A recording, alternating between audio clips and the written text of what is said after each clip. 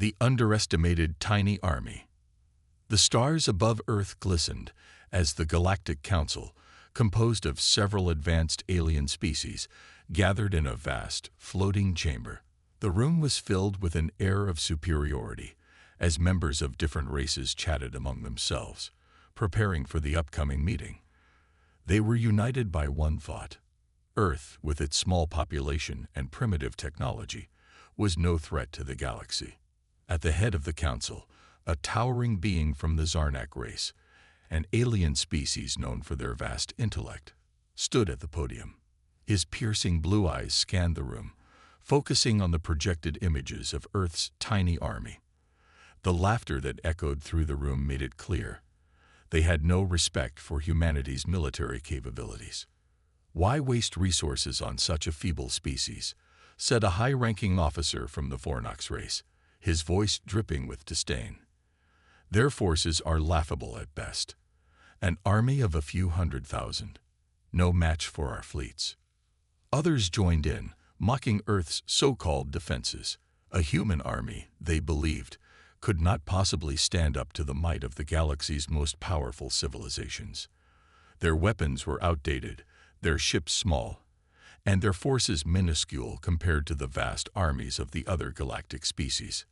But there was one representative who remained silent, observing from the back of the room. He was a human envoy, sent by Earth to represent their interests. He could feel the weight of the mockery, but he didn't flinch. His job was to remain calm and avoid provoking the other species. As the laughter continued, the human envoy stood up, his voice steady and clear.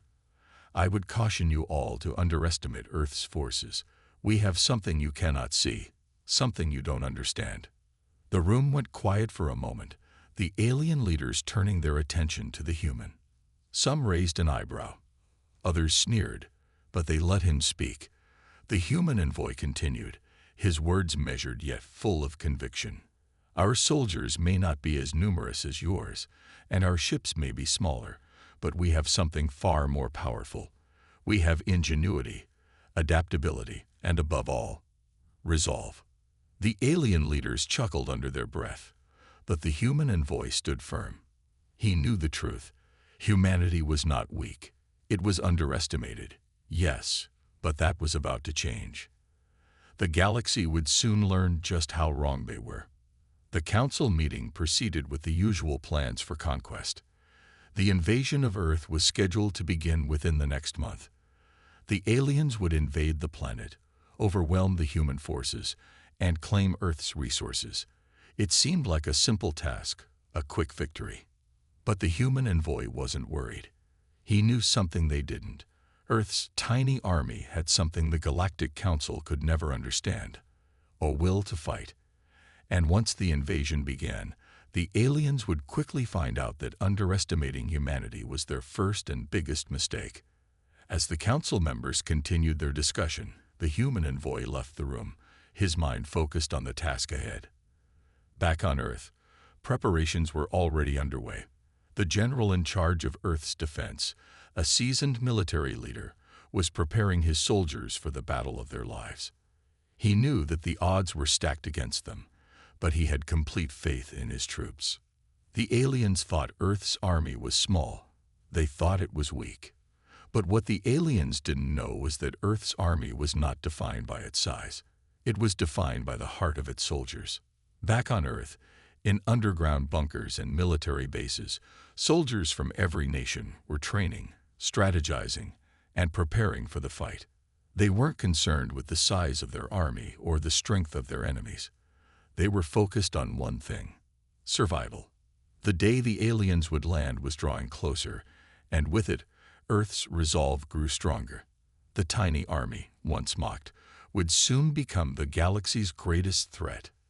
As the last day of peace passed, the human envoy returned to his quarters. He sat by the window, gazing out at the stars. He knew that the time had come. The war for Earth's future was about to begin. He thought back to the council meeting, to the laughter, to the ridicule. Soon, the aliens would learn that humans weren't just a tiny army. They were a force to be reckoned with, and no amount of mockery could change that.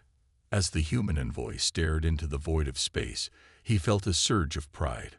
Earth had one thing no alien force could ever take away: the will to fight, no matter the odds. The tiny army was about to prove that it was far mightier than anyone had ever imagined. And soon, the universe would know that Earth was not a planet to be laughed at. The first strike, Earth's secret weapon. The day had come. The alien invasion fleet, vast and powerful, entered Earth's atmosphere with a loud, thunderous roar. Ships that stretched across the sky like dark clouds, filling the air with the promise of destruction. The Galactic Council had decided it was time. Time to take what they wanted, to crush this insignificant species and claim Earth's resources. To them, Earth's defenses were nothing but a fleeting inconvenience.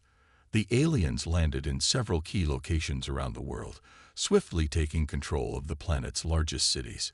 Their technology outmatched Earth's by far. Energy weapons, towering war machines, and soldiers equipped with armor made of materials far beyond anything Earth had ever seen. The invasion was quick, efficient, and devastating. However, despite their overwhelming superiority, the alien forces quickly began to face unexpected resistance. What they had expected to be a simple conquest turned into a fight for survival. Earth's tiny army began to strike back, but it wasn't with force or numbers. They didn't need that. Earth's soldiers had something else: ingenuity. The first skirmish happened in the heart of New York City. Alien war machines, towering over the city's skyscrapers, were advancing toward the last human stronghold. They unleashed laser blasts, cutting through the streets and causing chaos. The citizens of New York, in a frantic panic, took refuge underground, their hope fading fast. But then, something happened. The ground trembled as Earth's forces launched an unexpected counterattack. A series of electromagnetic pulses burst from hidden towers around the city, disabling the alien war machines in an instant. The advanced technology that the invaders had relied on was now useless. The aliens, caught off guard, were left vulnerable. Human soldiers, small in number, emerged from their hiding places, armed with unconventional weapons. It wasn't advanced technology that turned the tide. It was humanity's ability to adapt. The soldiers used simple explosives, traps, and makeshift weapons, exploiting the weaknesses in the alien machines. Earth's forces didn't need to fight the aliens head-on. They used the environment, their knowledge of the land, and their creativity to outsmart the invaders at every turn. Meanwhile, the alien leaders were in a state of disbelief. The initial shock of the attack had sent ripples of panic through their ranks. How was this possible? How could Earth's army, so small, so insignificant, fight back so fiercely? It was a question no one could answer. The alien general in charge of the invasion, a towering being from the Vornox race, paced back and forth in his command center. His fleet had been designed to crush any civilization in its path, yet Earth was proving to be a difficult opponent. The general, once filled with confidence, now felt the first seeds of doubt. He called his council together to discuss the situation. How can this be? These humans have nothing but rudimentary weapons. They should have been wiped out already. One of his officers, a cold and calculating alien, analyzed the data from Earth's defenses. It seems their tactics are unconventional. They have no chance in a direct fight, but they are using guerrilla warfare. They are exploiting every weakness we have. The general slammed his fist onto the table, furious. A few scattered soldiers can't stop us. They're nothing more than a nuisance. We will crush them. But the officer, concerned, added, "General, we've underestimated them. They might not have the numbers, but they are resourceful. They are using the terrain against us, and they have an uncanny ability to adapt quickly." The general scoffed at the suggestion of caution. "We'll send in more troops." If they think they can win with trickery, they are gravely mistaken. However, deep down, the general was starting to realize something that was hard to admit. Earth's tiny army wasn't as weak as he had thought. And that realization would soon be the beginning of a far more dangerous conflict than he had anticipated. Back on Earth, the counterattacks continued. In Paris, Earth's military used the city's ancient catacombs as a launch point for surprise ambushes. In the deserts of Egypt, human soldiers set traps that disabled alien vehicles and slowed their advance. As the battle waged on, Earth's forces grew bolder, more confident, and more capable. They were not simply fighting for survival. They were fighting for the future of their planet. The alien forces, unable to suppress the unexpected human resistance, began to falter. What was supposed to be a swift invasion was now a prolonged battle, and the Galactic Council, once so confident in their victory, began to question their initial assumptions. They had laughed at Earth's tiny army, thinking it would be an easy conquest. But what they hadn't counted on was the heart of humanity. The resolve, the resourcefulness, and the sheer determination of humans were proving to be a far more dangerous force than anyone had imagined. As the first wave of the invasion began to falter, the human general, quietly watching from his command post, smiled grimly. They had only just begun to show their true strength. The aliens would soon understand the mistake they made in underestimating humanity, and Earth's tiny army was ready to prove that no invader, no matter how powerful, could ever conquer them. The war was only beginning. The battle intensifies, the secret weapon revealed. As the days passed, the once proud alien invaders found themselves constantly caught off guard.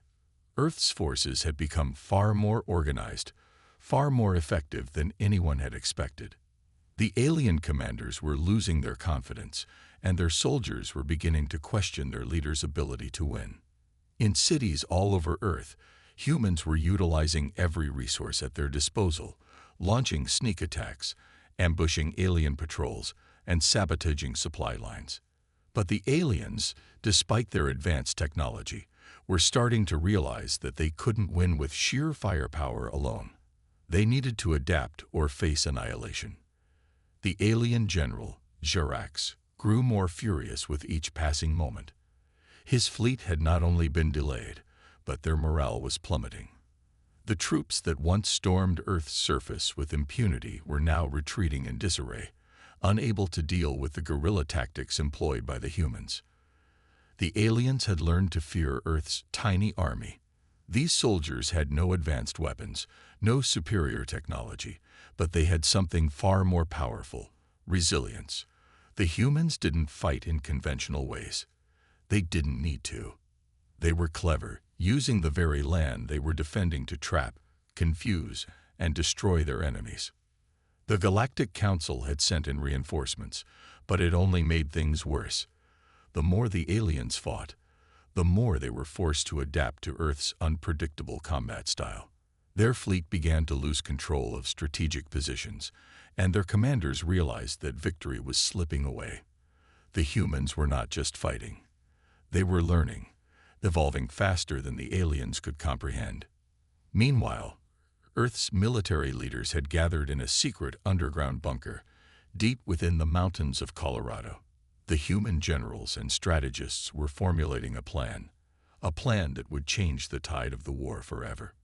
"We've done well with guerrilla tactics, but we need something more," General Stone said as he paced back and forth. "We need to show them what humanity can really do." A quiet murmur of agreement swept through the room. They had used everything they could, from EMPs to explosives, to outwit and defeat the alien forces. But Earth's forces were running low on resources. It was time for a secret weapon, something they had been developing in the shadows. One of the officers, Dr. Elena Klein, stepped forward, holding a small glowing orb in her hand. She had been working for months with a group of scientists, engineering a new form of weapon. The orb was the first prototype of an experimental device capable of disabling alien technology on a massive scale. "The EMPs have worked in small bursts," she explained, "but we've developed something far more powerful. This weapon will target their entire fleet. If it works, it could shut down their entire system. Ships, armor, weapons, all at once." General Stone nodded, his eyes glinting with determination. "We need to strike now, while they're still scattered. We can't let them regroup." Dr. Klein's device was humanity's last hope. The aliens were clearly overconfident, underestimating Earth's resistance. The war had been going on for weeks, but humanity had learned to survive, to fight back, and now they had the potential to turn the tide in their favor. At the same time, the alien fleet was gathering for a final push. Jerax, still furious at the unexpected challenges from the human forces, had ordered his best troops to launch a major assault. Earth's tiny army had proven itself resilient, but the aliens thought they could break them with sheer force. They had underestimated the humans, again.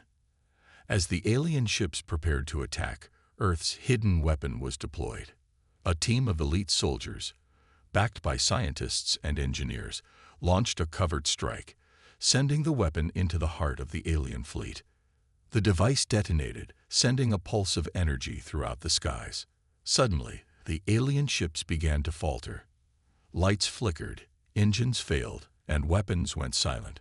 The once imposing fleet was crippled, unable to function. The aliens, unable to comprehend what had just happened, panicked. The humans didn't stop there.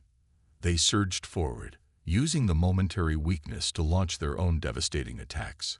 Earth's tiny army had proven that, even against overwhelming odds, they could fight back.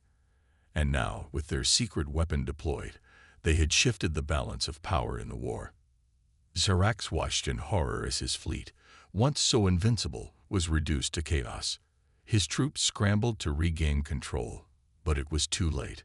Earth's forces had seized the initiative, and they were not going to let go. The Galactic Council, watching from their distant command stations, began to understand the severity of their mistake. What had started as a simple conquest had turned into a full-scale war. They had underestimated humanity, and now Earth's tiny army had proven they were anything but weak. General Stone, watching the chaos unfold from his command center, felt a surge of hope. The aliens had underestimated them, but Earth's secret weapon wasn't just technology, it was the human spirit. Their ingenuity, their resourcefulness, and their determination had given them an edge no alien force could match. As the battle raged on, it became clear. Earth was no longer the underdog. The tide of war had turned, and the aliens were about to learn the hard way that humanity could not be conquered. For General Stone and his soldiers, the war was far from over. But the first victory had been won. The aliens had learned to fear Earth's tiny army. Turning the tide, the unstoppable human spirit. The aliens, despite their advanced technology and superior numbers, were beginning to crumble. What they had thought would be a swift and easy conquest had turned into a prolonged nightmare. Earth's tiny army was no longer just a nuisance. It was a force to be reckoned with. Jerax, the alien general, could barely contain his anger. His fleet, once the pride of the Galactic Council, had been brought to its knees by a handful of humans. He had believed that their small numbers would be an advantage to him, that he could crush them with ease. But now, as Earth's forces regrouped and launched their next phase of the counterattack, the realization was setting in. Humanity was not to be underestimated. The secret weapon had worked, more efficiently than anyone had hoped. The EMP device had incapacitated the alien ships, leaving them stranded in space, unable to communicate, unable to fight back. In the wake of this massive technological failure, Earth's forces took full advantage. Humans with little more than basic weapons had launched a series of raids, securing key alien strongholds on the ground. Cities once thought to be impenetrable were now under human control. But what was truly shocking was not the technology, nor the weapon itself. It was the fact that humans had developed such an incredible ability to adapt. Where once there had been panic, there was now unity. The soldiers who had been thrown into the chaos of war now stood shoulder to shoulder with civilians. Engineers, doctors, scientists who had turned their skills toward fighting the alien invaders. The alien forces had been blindsided by humanity's ability to work together, to be more than just soldiers. They were a united people, driven by the instinct to survive, to protect their homes. The aliens couldn't comprehend this. They had never seen anything like it. Their warriors, who had trained for years to fight in rigid formations and conventional battles, were now being overwhelmed by human unpredictability. Earth's tactics were unlike anything the aliens had faced before. The humans fought not as individuals, but as a collective force, drawing strength from one another. They'd fought for their families, their homes, their very survival. The alien commanders, observing the situation from afar, tried to maintain their confidence, but even they could see the writing on the wall. Xerax himself was beginning to doubt the outcome of the invasion. His once proud fleet was no longer a symbol of power, but a shell of what it had been. His soldiers had lost their resolve, and even his elite warriors were beginning to falter. He had underestimated humanity's resolve, and now it was too late to stop the tide of change. But Xerax wasn't alone in his disbelief. Even the Galactic Council had started to question their decision to send such a massive force against Earth. They had expected an easy victory, a simple conquest, but the humans had proven themselves far more resilient than they could have imagined. The Council began to discuss pulling back, abandoning their mission, and leaving Earth to its own devices. But it wasn't so simple. The humans had shown that they weren't just willing to defend. They would fight for every inch of their planet, no matter the cost. Meanwhile, Earth's military leaders, emboldened by their success, planned their next move. General Stone stood before a war map, tracing his finger along the coordinates of alien strongholds still held in orbit. His team had gathered intelligence on the remaining alien ships. Despite their temporary setback, the alien forces were regrouping.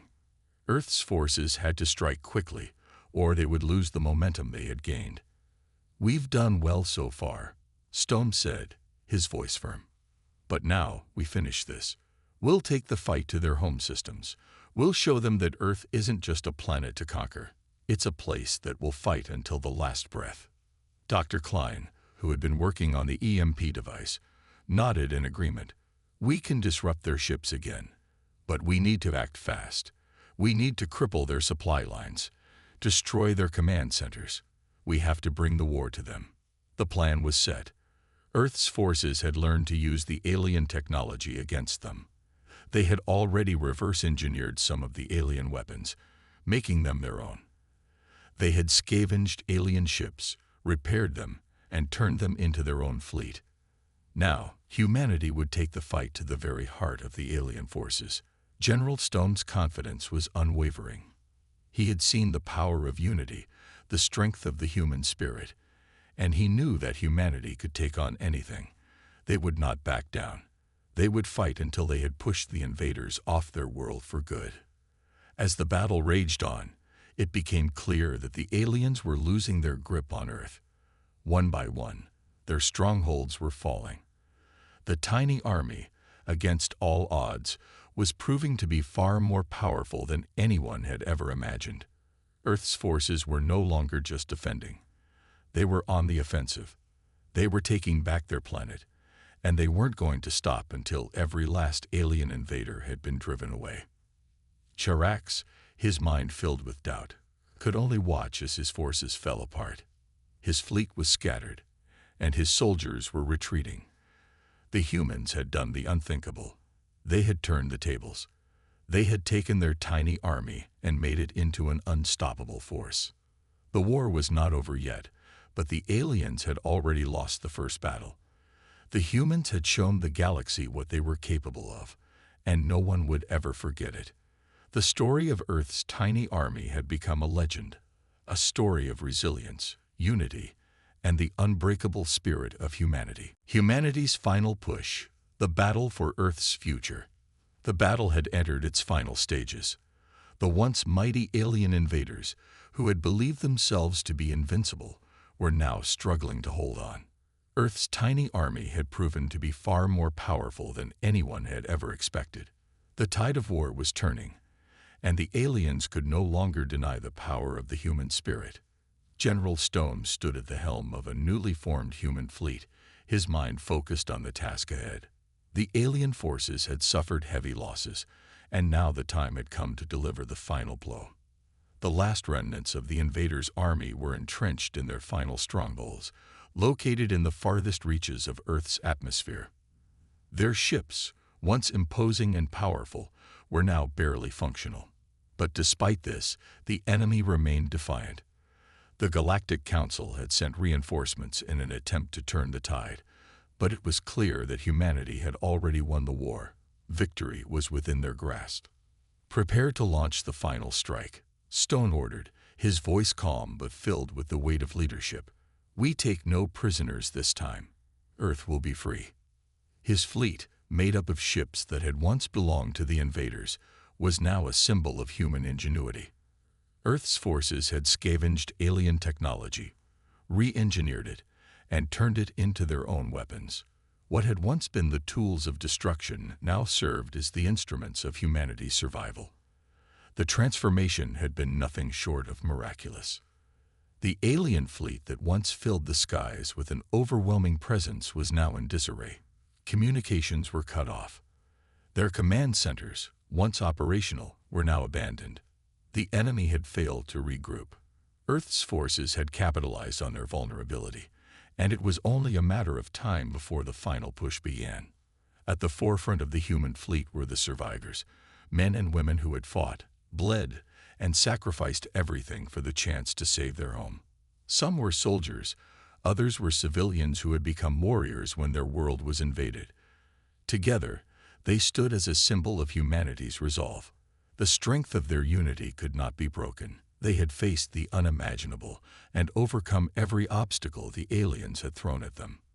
As the final wave of the attack approached, the humans prepared for the last assault on the alien strongholds. The countdown began, and the anticipation was palpable. The massive fleet of Earth's forces hurtled through space, closing in on the aliens' last defense. The alien ships were now on the defensive, scattered and unorganized, but still dangerous. The human fleet would need to be swift and decisive. General Stone gave the signal, and the attack began. The human ships, armed with alien weaponry, unleashed a barrage of firepower. The sound of energy blasts ripping through the vacuum of space echoed through the minds of every human on the battlefield. It was a symphony of destruction, a fitting end to the war that had started with ridicule and disbelief. As the humans pressed forward, they found themselves face to face with the final alien commander, Jarax. The once proud general was now nothing more than a broken figure, his confidence shattered. His fleet was scattered, his soldiers in retreat, and his once unshakable belief in the superiority of the alien empire had been crushed by the undeniable might of humanity. Jarax had no choice but to face the reality of his failure. He had underestimated Earth's tiny army, and now the price was being paid. His final battle was not one of victory, but one of survival. As the human ships closed in on his command ship, Jarax's mind raced. There was no escape, no way out. The humans had won. But even in defeat, Jarax couldn't help but admire his enemies. They had proven themselves to be the true inheritors of the galaxy. They had shown that they would fight to the very end, that no force could stand in their way. The galaxy would never forget Earth's tiny army, the unstoppable force that had overcome the greatest of odds. The final moments of the battle were upon them. Earth's fleet closed in on the alien strongholds, firing relentlessly as the invaders' ships crumbled under the onslaught. Jarax's command ship was hit, sending a violent explosion rippling through space. The alien general, along with the last remnants of his forces, was obliterated in a final fiery blast. The war was over. Humanity had won. As the remnants of the alien fleet drifted in the void, the human fleet turned back toward Earth. The once mighty invaders had been defeated, their conquest plans in ruins. The humans, against all odds, had proven their strength, their unity, and their unyielding will to survive. Earth was safe, and humanity had shown the galaxy that no force, no matter how powerful, could defeat them. The victory was not just one of military might, but of human spirit. The tiny army had become the galaxy's greatest hope, a testament to what humanity could accomplish when united. The galaxy would never look at Earth the same way again. The legends of the human warriors who had turned the tide of war would be told for generations to come, and those who had once laughed at humanity would now know the true power of Earth. The story of humanity's victory was just beginning, and it would echo through the stars for all eternity. A new beginning, the aftermath of war. The stars were quiet now, their bright lights flickering like distant memories of a time before the war. The battle that had once raged across Earth's skies and through the expanse of space was over. The invaders were defeated, their fleets scattered, their mighty forces reduced to nothing. Earth had emerged victorious, but the cost of that victory weighed heavily on the minds of those who had lived through the conflict. As Earth's forces returned home, the once blistered landscape of the planet slowly began to heal. The cities that had been devastated by the alien forces were slowly being rebuilt, their structures rising from the ashes like a symbol of humanity's resilience. But despite the peace that had settled over Earth, there were those who couldn't forget the horrors they had witnessed. General Stone stood on the balcony of the command center, his gaze fixed on the horizon. The sun had set over the rebuilt city, casting long shadows across the streets. For a moment, he allowed himself to reflect on everything that had happened. The battles, the losses, the pain. But it wasn't the defeat of the aliens that weighed most heavily on his heart. It was the realization that the war had changed humanity in ways that could never be undone. He had seen the courage of Earth's soldiers, the strength of their will to fight, and the unbreakable unity that had brought them together. But he had also witnessed the cost of that unity. The families torn apart, the friends lost, the lives that could never be returned. Earth's tiny army had been forged in the fire of war, and now, as peace settled over the planet, humanity had to confront what they had become. The war had begun with mockery. The aliens had underestimated Earth's forces, dismissing them as a mere inconvenience in their grand plans of conquest. They had laughed at humanity's tiny army, never imagining that those same forces would bring them to their knees. But now that the war was over, the question remained, what would humanity do with their newfound strength? Stone wasn't the only one grappling with this question. Throughout Earth's government, military leaders and civilians alike, there was an underlying fear. What if the next war was not one of survival, but of power? Earth had defeated the greatest galactic empire the universe had ever seen. They had shown that nothing could stand in their way. But with that power came responsibility. And responsibility, Stone knew, was a double-edged sword. "General," a voice interrupted his thoughts. He turned to see Captain Ryan approaching, his face weary but determined. "The Council is calling for a meeting. They want your report on the next steps for Earth's defense." Stone nodded, a heavy weight pressing down on his chest. The Council was anxious. They wanted to ensure that Earth's power was not wasted, that their newfound position in the galaxy would be used to maintain peace. But Stone couldn't shake the feeling that this peace was fragile, built on the bones of a war that had left scars deeper than any the Earth had ever known. "I'll be there shortly," Stone replied, his voice firm but tinged with a hint of uncertainty. "But we must make sure we don't become what we fought against. We can't let the galaxy see us as conquerors, only as survivors." Ryan's eyes met Stone's, and for a moment, the two men shared an unspoken understanding. They had fought for Earth's survival, not for domination. They had never desired the power that came with victory, only the chance to protect their people. But the fear was real, and it was spreading. Earth was a force to be reckoned with, but with that strength came the temptation to expand, to conquer, to become the very thing they had fought against.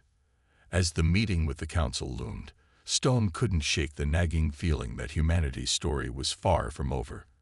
They had proven their strength, but now they had to prove something more, their ability to wield that power wisely. The battle for Earth's future was no longer one of survival. It was a battle for the soul of humanity itself.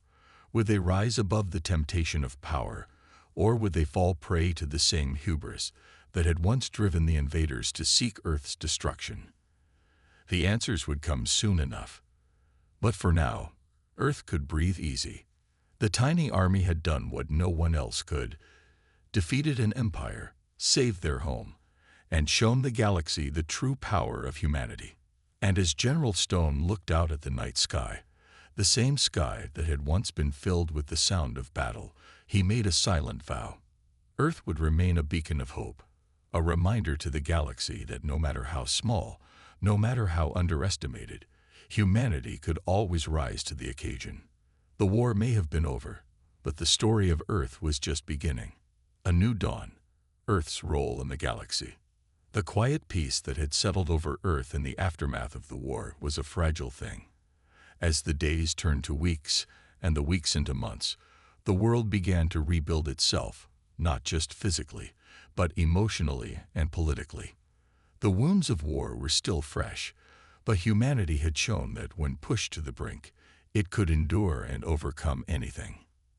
However, as the Earth recovered, the questions that had remained unanswered throughout the war began to resurface.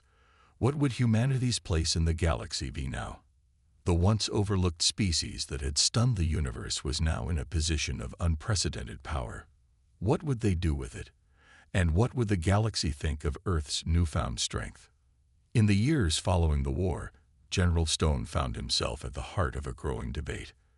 On the one hand, Earth's people wanted to return to a peaceful, simple existence. They wanted to leave the chaos of war behind, rebuild their cities, and raise their families in safety. On the other hand, there were those who saw Earth's victory as the beginning of a new era of dominance. They believed that humanity's strength was not something to be hidden away, but something to be used to shape the galaxy in their image. The question of whether Earth would become a protector of peace or a conqueror of new worlds lingered in every conversation.